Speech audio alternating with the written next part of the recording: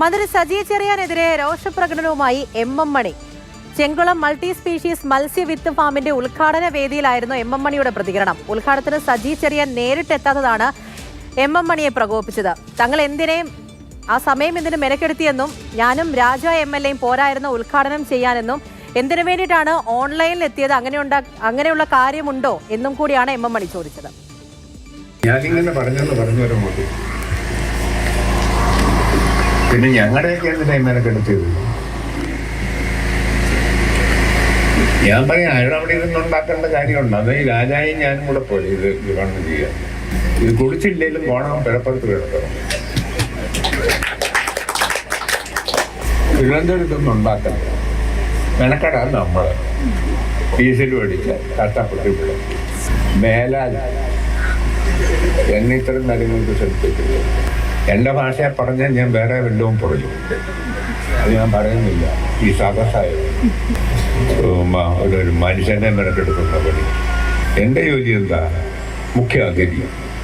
മുഖ്യ അതിഥിയായി ഞാൻ അഭിവാദ്യ പ്രസംഗം നടത്തിയായിട്ട് അവസാനിപ്പിക്കും.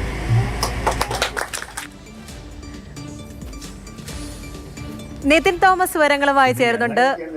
നിതിൻ, നേരിട്ടെത്തിയില്ല, അതിന്റെ വിമർശനമാണല്ലേ? പക്ഷെ കുറെ കടന്നു പോയിട്ടുണ്ടായിരുന്നു. എന്താണ് പിന്നെ വേദിയിൽ നടന്നത്?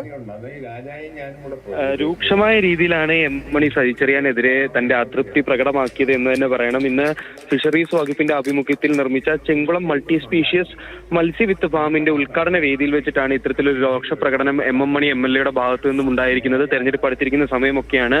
പലയിടത്തും തകൃതിയായിട്ട് ഉദ്ഘാടനങ്ങൾ നടക്കുന്നുണ്ട്. അത്തരത്തിൽ ഉള്ള ഒരു ഉദ്ഘാടനത്തിൽ മന്ത്രി നേരിട്ടില്ല എന്നുള്ളതാണ് എം മണിയെ പ്രകോപിപ്പിച്ചത്. മുഖ്യ പ്രഭാഷണമായിരുന്നു എം മണിയുടെ. ഒടുവിൽ പ്രസംഗിക്കാതെ MLA വേദിയിൽ ഇടുകയായിരുന്നു. പ്രസംഗത്തിന് എത്തിയ സമയത്താണ് ഇത്തരത്തിലൊരു ചോദ്യം. ഇത് ശരിക്കും അവിടെ ഉദ്യോഗസ്ഥരോട് ഞങ്ങൾ എന്തിനാണ് ഇങ്ങനെ മെനക്കെടുത്തുന്നത്? എന്നെയും രാജ MLA നിങ്ങൾ മെനക്കെടുത്തി, മന്ത്രി വരുന്നില്ലായിരുന്നെങ്കിൽ ഞങ്ങൾ എന്തിനാണ് ഇങ്ങനെ മെനക്കെടുത്തുന്നത്? ഞങ്ങൾ പോരെ ഉദ്ഘാടനം ചെയ്യാൻ എന്നൊക്കെയുള്ള രീതിയിൽ ഉദ്യോഗസ്ഥരോട് പറയുകയായിരുന്നു.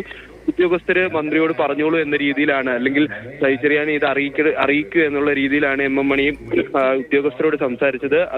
അതിനുശേഷം ഇങ്ങനെ പറയുന്നുണ്ട്, ഡീസലും അടിച്ച് നമ്മൾ പിറകെ നടക്കുക, മേലാൽ എന്നെ ഇത്തരം കാര്യങ്ങൾക്ക് ക്ഷണിക്കരുതും എന്ന് എം മണി പറഞ്ഞു വെക്കുന്നുണ്ട്. എന്റെ ഭാഷയിൽ പറഞ്ഞാൽ ഞാൻ വേറെ വല്ലതും പറയും എന്നുള്ള രീതിയിൽ കടുത്ത വിമർശനം, അല്ലെങ്കിൽ കടുത്ത രീതിയിൽ ഒരു രോഷപ്രകടനം ആണ് എം മണിയുടെ ഭാഗത്തു നിന്നും ഇന്നുണ്ടായത്.